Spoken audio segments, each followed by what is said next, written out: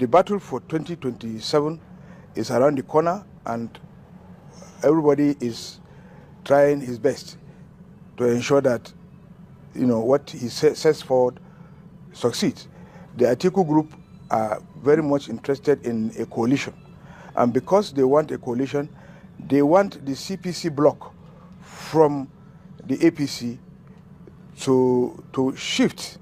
Even if they will not shift to PDP, let them shift to SDP, so that what happened to PDP in 2023, when Peter Obi moved to Labour Party, taking most of our votes with him to Labour Party, will now happen to APC.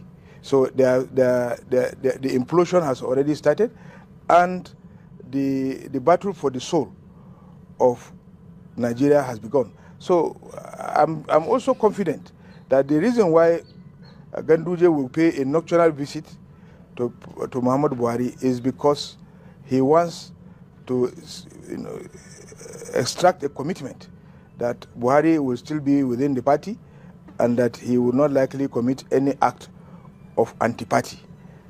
The former president has been quoted severally to have said that he does not have any power. When the 21 governors paid him a courtesy call, he said he doesn't have power to stop anybody from joining any political party, and that he will not stop anybody from doing that. And as such, I think the whole visitations are centered around how to take control of the political situation come 2027. All right. I know that there has been some back and forth between Buhari and Tinubu, even though they have not been able to come out to tell us.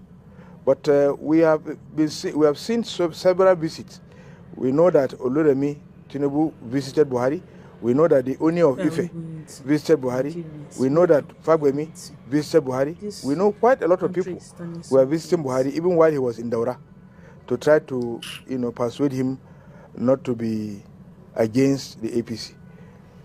But although the matter has not come out publicly, but we can discern from what is happening. And so this recent visit to Buhari in Kaduna, Buhari's decision to even relocate to Kaduna is purely for political reason. Since he's in Kaduna now, yes, he knows he will be, interfacing with quite a lot of politicians, and decisions will be taken together with him. So I still don't want to believe that Buhari is not aware of El-Rufai's move to SDP, and Buhari did not sanction or give a nod to it, even though he has come out to issue a statement to say he remains a member of the APC. All right, yeah, of course, we've heard all of that happening. But, you've worked in the presidential villa before. When former President Goodluck Jonathan was seeking re-election in 2015, we had sort of similar moves. A special purpose vehicle was put in place, which eventually became the APC. And now it looks like the same thing is being proposed for another Southern president. When you are in the villa, what sort of arrangements and thinking goes on during this kind of times when it looks like there's a heavy block of opposition leaders meeting to actually oust a sitting president through a special purpose vehicle, and what Ganduje calls is a joint venture, and he says this joint venture is doomed to fail. Are you serious? Well, I think this is not an issue of special purpose vehicle or a joint venture. This thing is not new to Nigerian politics. Can you imagine? In 1999, there were three dominant political parties: the AD, the APP, because they were not AMPP then, they were APP, and then there was the PDP. And so in trying to ensure that the PDP does not win the election in 1999, AD and APP entered into an alliance known as the AD-APP alliance. Ogbonnaya Onu won the primaries for APP in Kaduna, but he gave way for Umaru Shinkafi to be given the vice presidential candidate, while Olufalaye became the presidential candidate of the alliance. Olufalaye was a member of AD, while Umaru Shinkafi was a member of APP, which later became AMPP. Now, this alliance was how they went into the contest, and the PDP became victorious. So such alliances are normal. They are part and parcel of the political system. They are part and parcel of the political game. Ganduje himself was a member of PDP, and he tried and joined APC, and he won in APC. And later he joined the. He tried to join hands with Konkoso, but they fell out of hand. They fell out of favor together. So this one is a dedicated plan by all the political actors, knowing that Tinubu is a very hard nut to crack. They want to join forces, join hands, and cooperate. And I am very confident that this alliance or coalition will work in 2027. All right, what gives you that confidence? I mean, Umar. INEC will announce the result that cannot be backed by figures, but the election will be a hard nut to crack, and the ruling party will have to tighten its belt if it wants to survive, because I can see a tsunami coming into play. All right, but you've not answered my question. I mean, you worked in the presidential villa in 2015 when a similar thing like this happened and President Jonathan was swept away.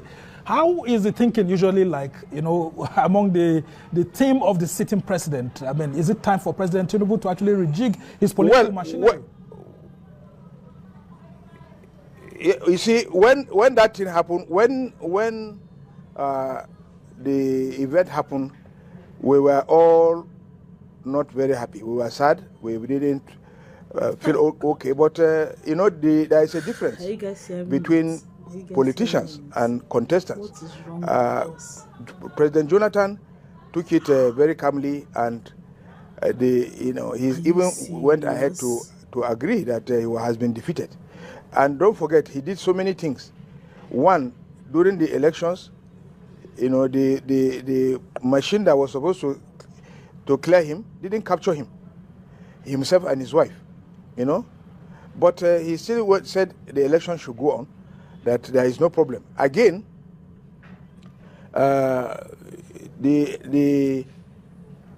he said nobody should rig for him. Nobody should rig for him, and he didn't put any special purpose vehicle for people to be able to study the result and rig for him. So he allowed the process to fight its level. I don't think from 2020, since the advent of APC, electoral processes are not the usual process. They are bent on rigging. It's not transparent. You can see, how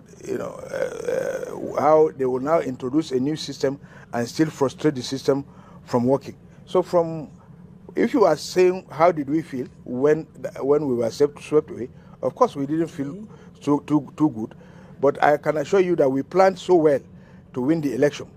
But again, there were so many things that were against us. The Boko Haram insurgency in the north was against us, and some other members of our own political party were also working against our own interests, because they believe that it was the turn of the north. So we had so many contending issues. But as it is now, Tinubu does not have the advantage that Buhari had. Buhari had 12 million votes outstanding. But with Tinubu, the votes are divided. He even lost Lagos State. So if he lost Lagos State, it means that with quite a lot of effort, the power may change hands in 2027. Because if the opposition works so hard, they will be able to reclaim all those states where they lost, and then they will consolidate on those states they won. All right, and that's why I'm asking you this, because I mean, you have this prior experience. Going into 2027, there's this sudden rush to have a taste of Buhari's sugar, and that sugar is actually the 12 million votes. Does Buhari still possess those 12 million votes? And if not 12 million, could it be maybe like half of that 12 million votes? And that's why both the ruling party, the governors of the ruling party, and the opposition coalition are all heading to Kaduna to visit Buhari. You see, those 12 million votes are only reserved for Buhari. They are not for Buhari to hand over to anybody. They are votes that the people who believe in Buhari will always vote for him. When it comes to him, the 12 million votes will always count. But when he is supporting somebody, 12 million votes will not, most likely not count. And one cannot, of course, discountenance the fact that he is still relevant in northern politics. You can see, if you are able to see the picture when he went to the mosque, a lot of people gathered and they were hailing him. You know, so for you to understand that he is still very relevant in northern politics, and that is why everybody is scrambling for Buhari's sugar. And we hope that Buhari will do the right thing by supporting, you know, the opposition, so that, because being the first person to unseat a sitting government, he should also assist when there is protest on bad governance in his own political party. He should put, as an elder statesman, he should put the interests of his country ahead of any other parochial or party affiliation or interest. If he works for Nigeria to survive, he will now look for an opposition that has a credible candidate and support him towards 2027. And you think President Tinubu will sit down and watch him do that? I mean, having said that power is not given, you can grab the power, snatch the power, and do any other thing to ensure you remain. And the constant talk among APC leaders that President Tinubu is not former President Jonathan. Don't you think it may sound like an unforgivable sin if Buhari does ditch President Tinubu at this time? Well, at least he has given him his support, even though most of President Tinubu's supporters believe that Buhari didn't support him. And they have been saying so severally, and that Buhari is inconsequential. But now they have found him to be consequential, and they believe he can be of assistance. Like I told you, several visits have been made to him, which means his support is required. Now, Buhari may or may not matter in 2027, but the fact that you cannot discountenance his influence politically in the north, that is why most people are working towards getting him on their side. Whether Tinubu will sit down or not sit down to ensure that Buhari supports him or to ensure that he wins the election, of course, nobody will sit down and allow himself to be defeated. But when defeat comes, there is nothing you can do about it. Jonathan didn't want to be defeated in 2015. He was very confident that he was going to win the election. And so when defeat came, he handled it with maturity and handed over power graciously. So we hope that in 2027, the same situation and the same scenario will occur. You know, don't forget that this is politics. There are people in the APC. Some of them are people who are not happy with the way the party is being run. They are not happy. They are not getting anything, and they are not likely to gain anything. So when people come in and then they get something, and those who are in don't get anything, do not discount the fact that in 2026, quite a lot of movement will take place. Movement of the people will take place, and then alignments and realignments will be complete.